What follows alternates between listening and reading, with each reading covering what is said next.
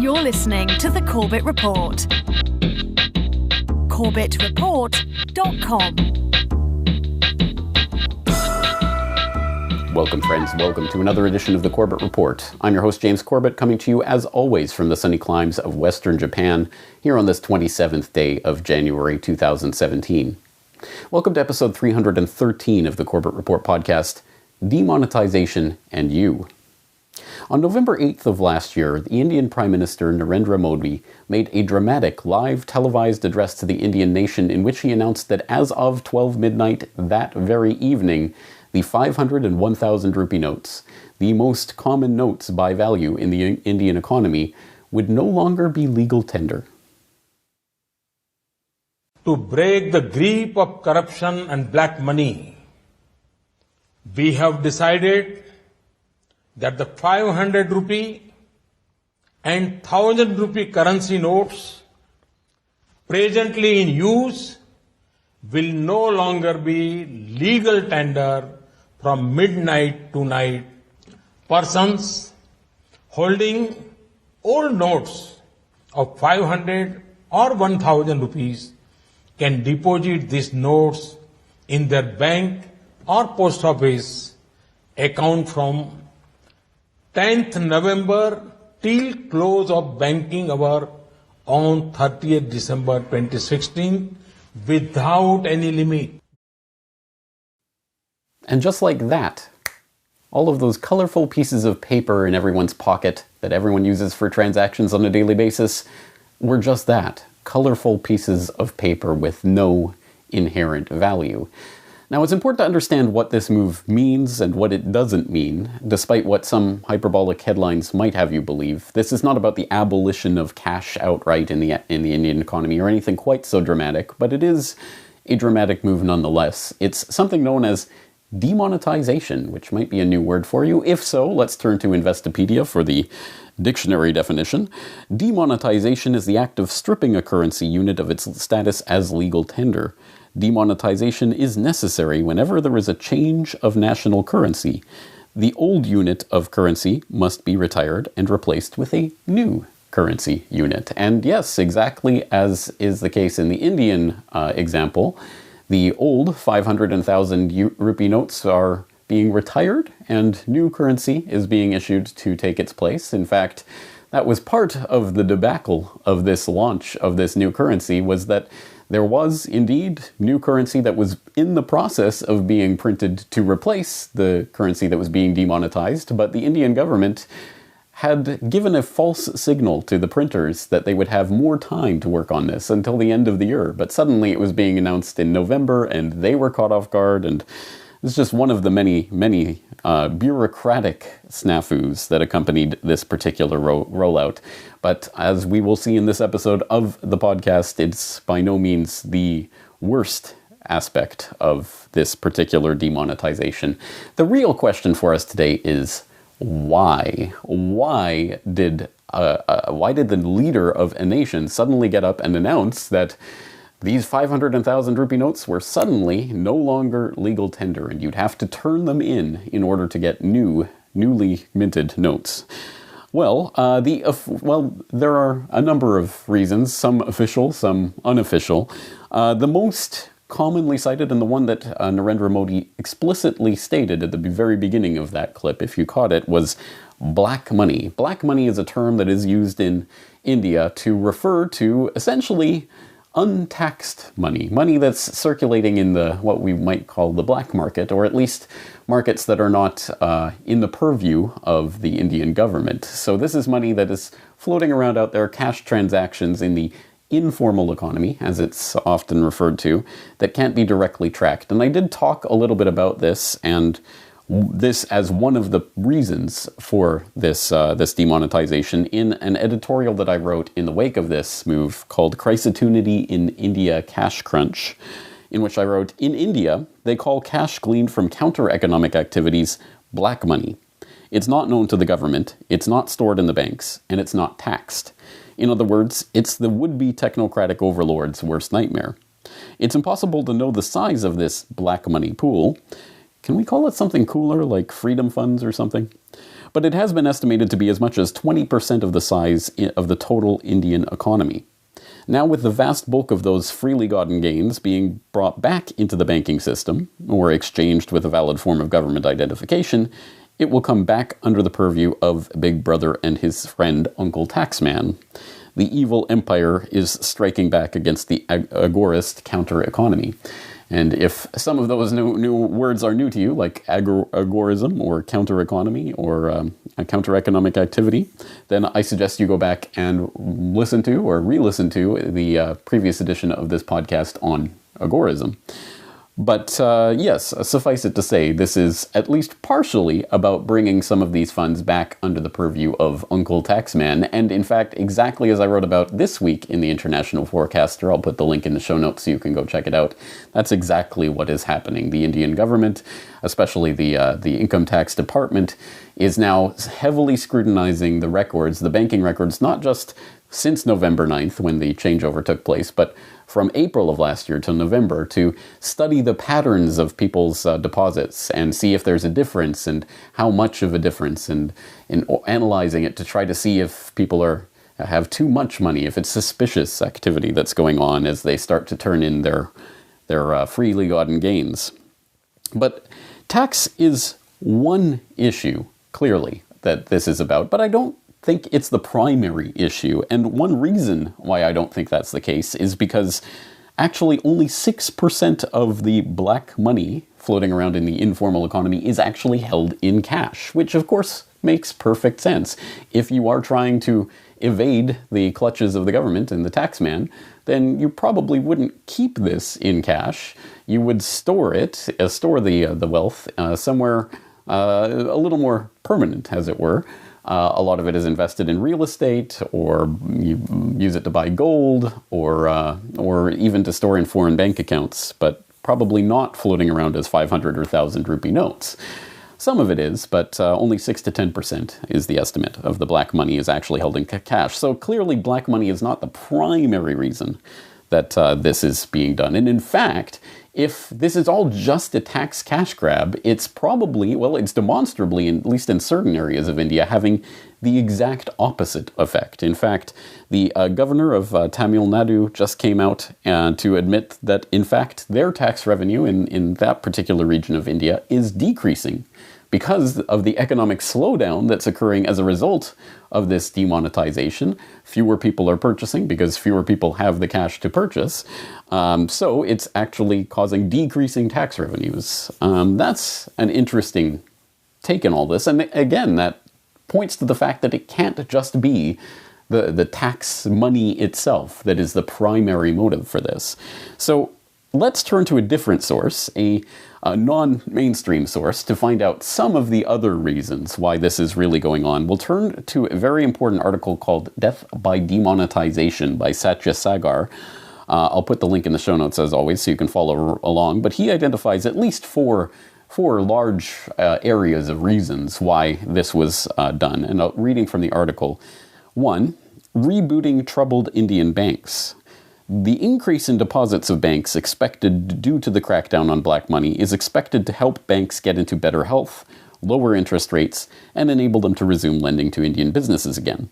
In other words, demonetization is a way of saving many Indian public sector banks, while also providing corporates with fresh loans, a very dubious strategy given those in power seem to have no real will to recover money from their defaulter cronies. 2, increasing the government's cash flow. Assuming that a significant portion of the cash held in high-denomination notes is black money, it's argued that a significant percentage of this black money will not come back at all, due to fear of penalties and prosecution, and become useless. This will reduce the overall liability of the Reserve Bank of India by anywhere between 2 and 4 lakh crore rupees, 2 to 4 trillion rupees, providing a windfall to the state exchequer. 3, boosting the digital cash economy. In one sweeping stroke, the Modi regime is about to force millions of Indians into the waiting arms of around a dozen private payment banks given licenses to operate by the Reserve Bank of India in 2015. Among the big non-banking sector corporates grabbing these licenses are Reliance Industries, Airtel, Aditya Birla Group, Vodafone, Paytm, and Tech Mahindra. 4, cutting political opponents to size. Given the widespread use of black money and cash by all political parties during elections, demonetization is calculated to hit the BJP's, the ruling party's, opponents in the upcoming Punjab and Uttar Pradesh elections. Well, those are four very interesting areas to explore, and certainly one of them is exceptionally interesting. So let's explore that a little bit more. Earlier this week, I had the chance to talk to Satya Sagar about his article and about the real reason for the demonetization. The real reason seems to be that the Indian economy at the moment, in the last 20 years, the fastest growing companies worldwide and in India also have been telecom companies. If I was an entrepreneur who had the vision to see telecom as a big business 25 years ago, I would be multi-billionaire today. Now, digital economy is the way to go globally. Everywhere there's a huge shift happening to digital transactions, all e-wallets and payment gateways and payment banks. Software is taking over the world, literally speaking, everywhere. So here there are a bunch of players who are looking ahead and saying, hey, I want to be there in 5 years' time. So I'm going to invest in a way and set up all the right investments so that I'm positioned to take advantage of the boom in the digital economy. The only problem for them was that there was no boom. So they got the government to produce a boom. So it's literally like that. It's reminds me of some of the stories from the Latin American dictatorships back in the 60s and 70s, where a dictator would sort of ban people from wearing slippers because he owned a shoe factory. So at least one of the main reasons for this demonetization is giving a boost to the underutilized cashless payment infrastructure of the Indian economy? If so, then mission accomplished. These scenes are the new norm in India. Long, snaking queues at every bank and ATM. Why? Well, that's because India has a cash crunch. Hello. Change for 2,000 rupees? It's the same story everywhere. It's hard to break a 2,000 rupee bill, about $30. And it's been like this for 3 weeks when the government suddenly pulled all 500 and 1,000 rupee notes from the economy and replaced them with new 500 and 2,000 rupee notes. The government says it's trying to eliminate illegal, untaxed money, but banks can hardly keep up.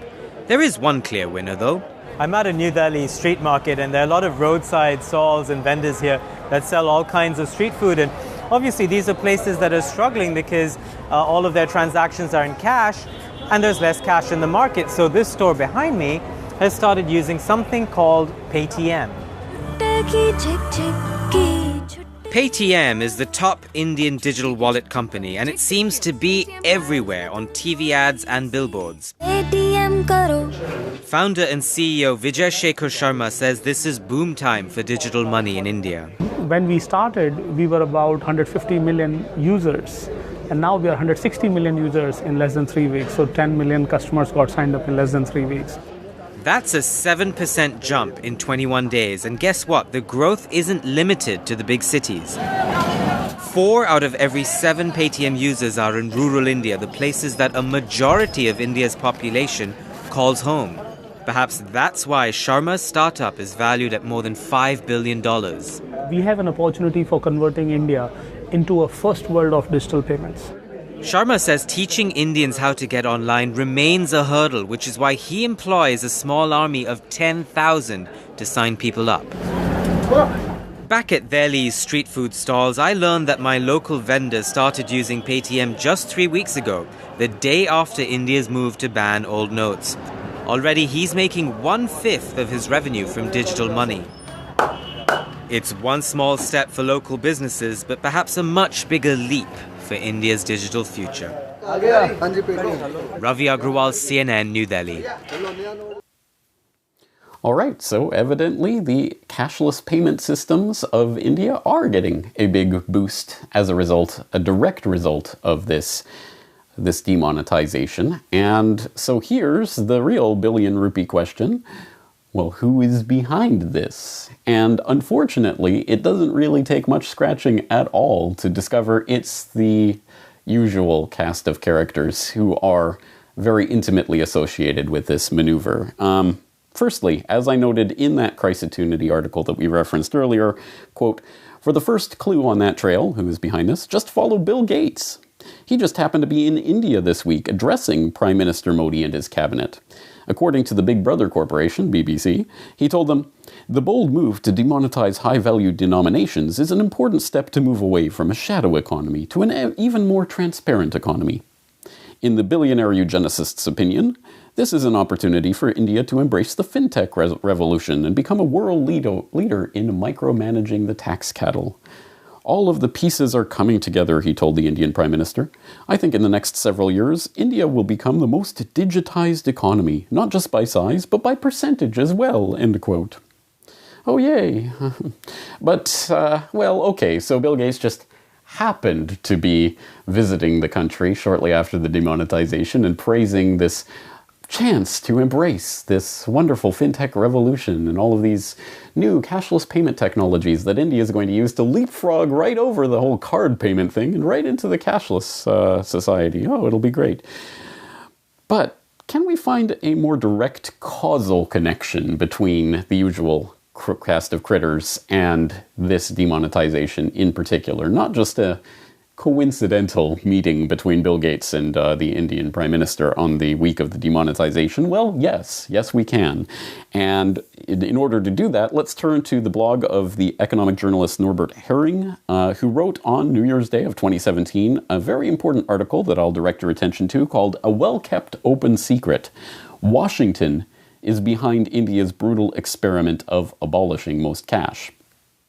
Quote, "U.S. President Barack Obama has declared the strategic partnership with India a priority of his foreign policy. China needs to be reined in. In the context of this partnership, the U.S. government's development agency, USAID, has negotiated cooperation agreements with the Indian Ministry of Finance. One of these has the declared goal to push back the use of cash in favor of digital payments in India and globally. Not even 4 weeks before this assault on Indians, USAID had announced the establishment of Catalyst, Inclusive Cashless Payment Partnership, with the goal of effecting a quantum leap in cashless payments in India. The press statement of October 14th says that Catalyst marks the next phase of partnership between USAID and the Ministry of Finance to facilitate universal financial inclusion. The statement does not show up in the list of press statements on the website of USAID anymore. Not even filtering statements with the word India would bring it up. To find it, you seem to have to know it exists or stumble upon it in a web search. Indeed, this and other statements, which seemed rather boring before, have become a lot more interesting and revealing after November 8th, after the demonetization.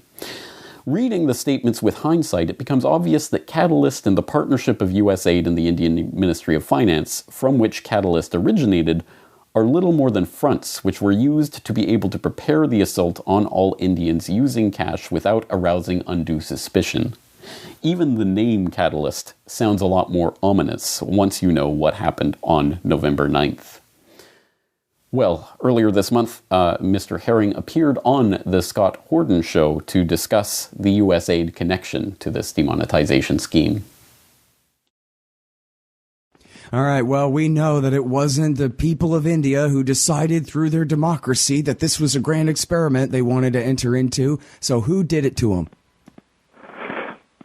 Well, it is a mix. What is clear and can be read if you search the internet, although nobody talks about it in India. They make it seem like it was Prime Minister Modi and he had his extravagant idea and did it.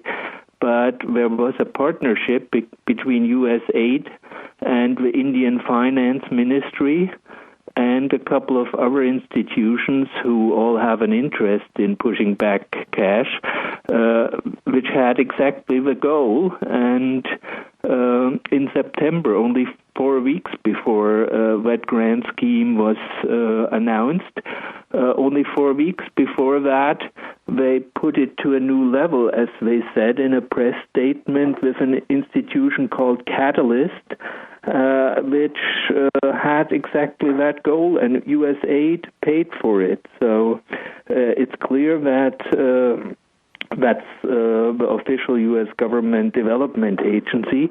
So it's clear that Washington is involved, and that goes even further back. And U.S. aid is part of an initiative called Better Than Cash Alliance, where they are together with the Bill and Melinda Gates Foundation and the Visa, MasterCard, who have an obvious interest, the Ford Foundation and other such foundations.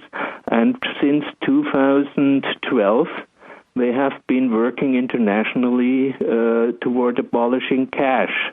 So it's like the payment providers who have almost an international monopoly, the U.S. payment providers, together with U.S. aid and the IT groups like Microsoft, also with an obvious interest, who are working on abolishing cash. And these institutions have been in a partnership with the Indian Finance Ministry to work toward that. So I can't point to a piece of paper that says from Washington to India, you do that now, but it's very clear that Washington was involved much more than is admitted or talked about. Amazing. I have to say, it really is just like one of my New World Order conspiracy theories circa 1994, where they create these cashless societies where everybody has to spend, at least with their smart card or with their thumbprint, and every transaction is monitored by the central authority. And here they're implementing this experiment on, again, this massive society, 1/7 of the world's population, but also a very poor one and a very, very cash-based one. As you say, they're not. It's sort of like, Marx said he expected Western Europe to go to communism first, that it would be like a final stage thing, whereas Russia went from an agrarian society straight to communism. It's sort of like that, where it's such a huge shock. I mean, I don't know how many people are going to starve because of this, but it's going to be, it already must be a tragedy taking place Just there. Let me quote somebody to back it up, what you said about the experiment. This is Jonathan Addleton, U.S. Aid Mission Director in India, U.S. Ambassador. He said when this Catalyst institution was created a month before the whole thing happens, and I quote, India is at the forefront of global efforts to digitize economies and create new economic opportunities that extend to hard-to-reach populations. Catalyst will support these efforts by focusing on the challenge of making everyday purchases cashless. So he talks of global efforts to digitize economies, and India is at the forefront. So it's clear that they regard India as the guinea pig for these efforts, and also as a message, because it was so disastrous for everybody who didn't have access to digital payments, and the whole world took notice, so everybody has to be nervous now. I mean, you and I have cards, but in other countries like Bangladesh or you name it, developing and such countries, people are going to think, traders are going to think, oh, maybe I better get that card readers in case I have the same idea. And so even if it was terrible for the people, it has worked tremendously well for the digital payment industry. Oh, that's right. USAID, right there in the thick of it, funding and creating this Catalyst program in conjunction with the Indian Ministry of Finance to boost the cashless payment infrastructure in the Indian economy just 4 weeks before the Indian government launched their surprise demonetization scheme. I think we don't have to speculate too hard about a direct connection between those two events. But as bad as all of this is, as bad as all of the crony connections are, for example, between the major payment systems that were granted licenses to set up their digital cashless payment grids in the Indian economy and suddenly have a boon of customers as a result of the Indian government's and their cronies' actions, and as devastating as this has been for a lot of the people some of the poorest people on the planet who make their living in that Indian informal economy that is screeching to a halt as the lifeblood of that economy is yanked out as a result of this demonetization. As bad as all of that is, it gets even worse. I have a smartphone. I have several things on this. I have my wallet, I do my internet banking, and I have a UPI, that's the Unified Payment Interface. But very shortly, all of us on smartphones will be able to do all Aadhaar-enabled payment system with this very, very small little instrument which can be put in here on all Android phones. You can do your thumb impression here and transact all Aadhaar-enabled payments as well. So what will happen is that every single individual in India who will have a smartphone will become a walking ATM, and each one of you can do transactions for many other people who may not have a phone. Every single individual in India who has a smartphone will be a walking ATM? Indeed, that's Amitabh Kant, who is the head of the Indian government-run think tank, the National Institution for Transforming India, and this walking ATM idea appears to be one of his talking points these days, as biometricupdate.com, yes, that is a real website, reported on January 20th, India working to replace cash with biometric e-payment.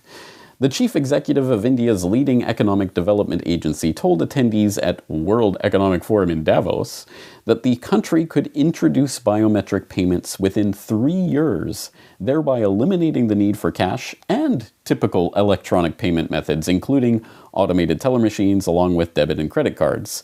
Amitabh Kant, National Institute for Transforming India, was quoted in a CNN News affiliate report as saying that such now commonplace e-payment methods may be totally redundant by 2020. According to Kant, thanks to the wide development of Aadhaar, in the near future all Indians will simply need to use a biometric identifier such as a thumbprint or eye scan to make routine payments. Aradhati Bhattacharya, Chair and Managing Director of the State Bank of India, said in the same report that moving towards a biometric e-payment scheme is something that's eminently doable due to India's wide adoption of Aadhaar. Aadhaar is the 12-digit unique identification number issued by the Indian government to every individual resident of India. The Aadhaar project aims to provide a single, unique identifier which captures all the demographic and biometric details of every Indian resident. Currently, Aadhaar has issued over 900 million Aadhaar numbers and has enrolled approximately 850 million people, with a goal of ultimately enrolling 1.28 billion people. End quote. Well, as long-time listeners of the Corbett Report will not need to be told, the Aadhaar project has been ongoing for a number of years now and is a very ambitious attempt to fingerprint and iris scan the entire population of India. India fingerprinting, iris scanning over 1 billion people. This is Behind the Headlines on Global Research TV. The Indian government is ramping up efforts to fingerprint and iris scan the entirety of its 1.2 billion citizens in an ambitious scheme to issue national ID cards with biometric details. The plan has so far already enrolled 110 million people and issued 60 million numbers, with the aim of enrolling 200 million by this March and 600 million by 2014. The project stems from two separate, overlapping schemes: the Unique Identification Program, aimed at providing India's 200 million poorest citizens with fail-safe access to the country's welfare system, and the National Population Register, aimed at providing a national ID card to help identify and deport undocumented immigrants. Last month, the UID plan hit a roadblock when a parliamentary committee issued a blistering attack on the scheme, calling it directionless and full of uncertainty, while critics note the danger of the project in the absence of coherent privacy laws. Just how the government will use the information, or even who will have access to it, has yet to be properly determined. The government collecting iris scans and fingerprints of every single one of its 1.28 billion Indian residents? As James Evan Pilato of MediaMonarchy.com is wont to say, what could go right? Indeed. Well, I don't think I need to elaborate in too great detail to people who have heard this podcast before why this is such an Orwellian panoptic nightmare. But the real question, I suppose, is there any reason to connect this Aadhaar project, this biometric details identification project, specifically to this demonetization? And again, the answer is yes. And again, taking this from the Norbert Herring article that we referred to earlier, we remember the USAID Catalyst program that was announced just 4 weeks before the demonetization began, which USAID was partnering with the Ministry of Finance to create this program that would foster the Indian cashless payment system. Well, as Herring notes in his article, the director of project incubation for Catalyst is a man named Alok Gupta. And Gupta is, as the Economic Times notes, he was a member of the original Unique Identification Authority of India team that developed and implemented Aadhaar. Yes, direct connection. The same people who helped develop this biometric tracking and scanning scheme are the people working with USAID on this project that was announced just weeks before the demonetization to boost the cashless economy, which the demonetization has evidently and demonstrably done. So it all comes together, and I hope you're seeing the picture that is coming into view right now. Demonetization, cashless society, biometrics, the total Big Brother surveillance of every transaction going on in the economy, tied down not just to some random details of you, but to your fingerprints and iris scans. You, every single thing that you do, everywhere you go, everyone you interact with, being tracked and controlled and databased and surveilled by a central government authority. I don't think, again, I need to elaborate why this is so nightmarish, but I would like to think I don't have to elaborate why this is not just a problem for the people of India, although it is obviously that, but this is very soon coming to a country near you. Where could we have that? It must be here. Shopping for snacks in Stockholm has got a lot simpler in recent years. My PIN code, and then it's done. In part, that's thanks to cashless payment systems, like the one developed by entrepreneur Peter Fredell. Cash presents a lot of problems for society as a whole. I mean, a lot of people actually want to use cash, but in Sweden, it's definitely lower and lower and lower. While an estimated 55% of US consumer payments are made with cash, in Sweden, that number is now down to 41%. We are connected to the cashier system. We're there, but we also have the network, because we're sitting on the mobile data network, so we're up in a store in a second. Fredell's firm, Seamless, now operates in 30 different countries. But here in internet-enabled Sweden, it's just one of several companies competing to replace cash. Japan is getting ready to host the 2020 Olympics. No doubt there's going to be a whole lot of people traveling that way for this event. And the Japanese government wants to be ready for all of these tourists coming to visit their country. So the government is preparing what they're calling an experiment. And what they plan to do is replace your method of payment using your fingertips.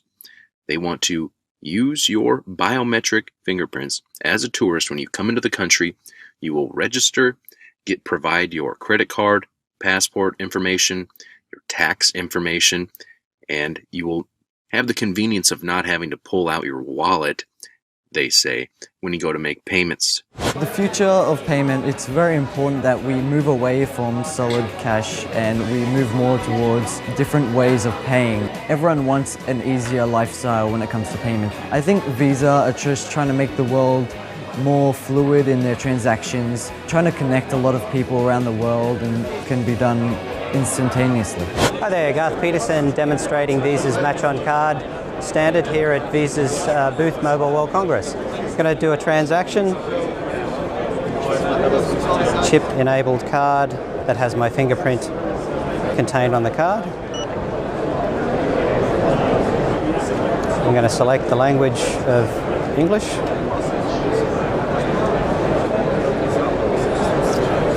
I'm going to place my finger on the reader.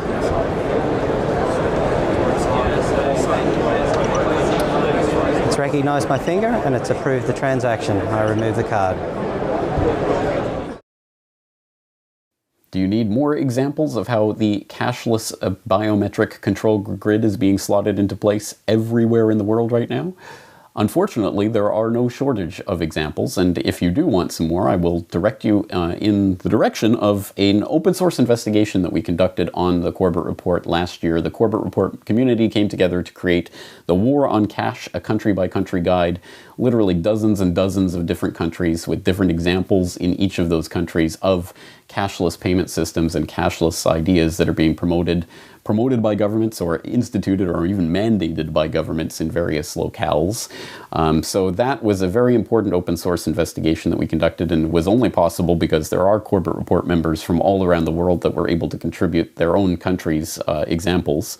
And since that was a very important and very successful open source investigation, next week I'm planning to launch a similar investigation, but this time on the biometric side of it. Biometric ID systems and biometric ideas that are coming into place in different countries.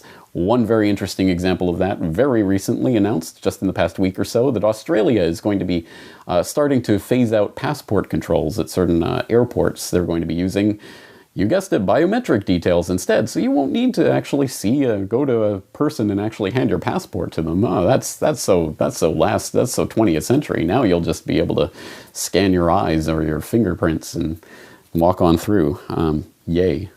Anyway, so we will be doing that next week, but I think we have to identify the root of this problem so that we know how to avoid this trap that we are being led into. And I think it's quite obvious. What is the root of this, for example, in the Indian demonetization chain, the demonetization leading to the boosting of the cashless economy, leading to the biometric cashless e-payment system? Well, clearly, the demonetization itself is the catalyst, as USAID terms it, for this brave new world that they're trying to launch us into. If governments can just snap their fingers and make these colorful slips of paper into toilet paper, just by virtue of their legal tender laws and their ability to revoke that legal tender status, then they can take it away with the snap of a finger, or they can monetize a different unit with the snap of a finger. They can force people onto cashless payments altogether. They can just say, no more cash, and it will be so. It would create total chaos. It would be absolute havoc, but it can legally be done. So that power exists. But should that power exist? Should central banks and the governments that they're in bed with, should they have monopoly control over the money supply?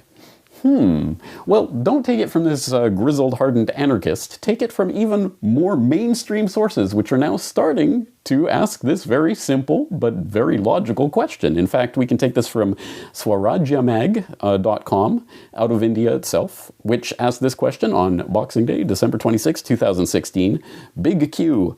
Why should the Reserve Bank of India, RBI, or any central bank have a monopoly on money? Quote, but the real question to ask of Urjit Patel, the governor of the RBI, the Reserve Bank of India, and the government that appointed him, is not whether demonetization was a good idea or whether it had been implemented badly, but whether either government or the central bank should have this monopoly power at all. That Patel and Modi government are being attacked both by left and right for demonetization leads us to a larger and more basic question. Could demonetization have happened if the Indian state did not have a monopoly in central banking, and there were several money issuers vying for the citizens' custom? The answer is probably no, for it is only monopoly that assures central banks this kind of power. If India had another currency issuer, the RBI could not have demonetized the currency in one go. It would have had to announce a plan and take the bad money out in stages. But the central bank's monopoly is really a consequence of the state's monopoly on lawmaking and power. This is why states, despite being at odds with their central banks on the short-term direction of monetary policy, are equally keen to let them retain their money monopoly. In the US, a private player launched a gold-based currency called e-gold, but when it grew big enough, the powers that be had it wound up. Launched in 1996, e-gold, founded by Douglas Jackson, allowed account holders to make cash transfers to other e-gold account holders through its website. At its zenith, e-gold was said to be handling more than $2 billion worth of annual transactions. But governments can't stand a rival who challenges their own right to mint currency, and so in 2009, e-gold was shut down, ostensibly because it did not have a license to transfer money. The Patriot Act, enacted after 9/11, gave the US government power to do this. The 21st century will challenge the idea of the state and its monopoly powers, but step one in that process is whether central banks should have a monopoly on money. The answer is no. Competition will be good, even in the business of creating money and managing its ebbs and flows. So, let's leave that article there, but obviously the question of creating money is a much, much bigger one, and one that is obviously beyond the purviews of this particular investigation on the Corbett Report podcast. But we have talked about it in various ways in the past, so I will throw some links into some valuable resources, some audio and video files for you to explore on the issue of money and how it can and should, and in some cases already is being issued by different bodies, by different community organizations and others. Now, I will humbly also direct you to an article that I wrote for the International Forecaster last year called How to Beat the Banksters at Their Own Game, talking about some of the ideas that are already being utilized at various community levels, already in existence. There are cryptocurrencies, alternative currencies, competing currencies. There's ideas for self-issued credit and other zany ideas. How dare you think about that? But if we don't start taking advantage of the ideas that are already on the table, then we will be stumbling, blindly or otherwise, willingly at any rate, into the trap that they are setting for us, the cashless biometric control grid that is already largely in place. They just need to flip the switch and get us all trapped. Well, not if we can help it. And that's the point. So I will direct you once again to those resources I'm throwing in the show notes for this episode at corbettreport.com, as always. And as always, I want to thank you for joining me for this episode. I'm looking forward to talking to you again very soon.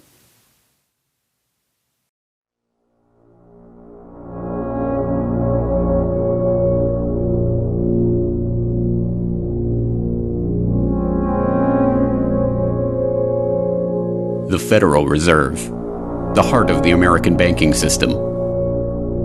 For over 100 years, it has operated in the shadows, controlling America's money supply in total secrecy.